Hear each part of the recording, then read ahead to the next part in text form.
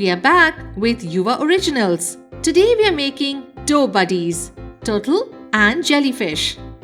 Here's what you'll need. Take the yellow dough, shape it into a circle and press it gently. Take a small portion of the yellow dough and place it on top of the circle.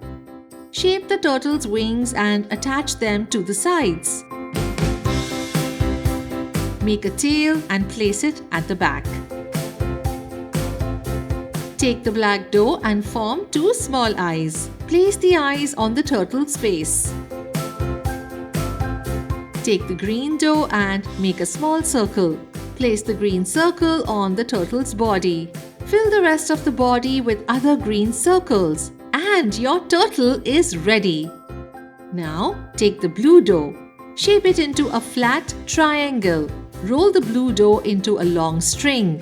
Fold the string in half and twist it. Attach it to the body of the jellyfish. Create legs in different sizes and place them. Take the googly eyes and stick them onto the triangle. Use the black dough to shape a smile and place it on the jellyfish. And your second buddy is also ready.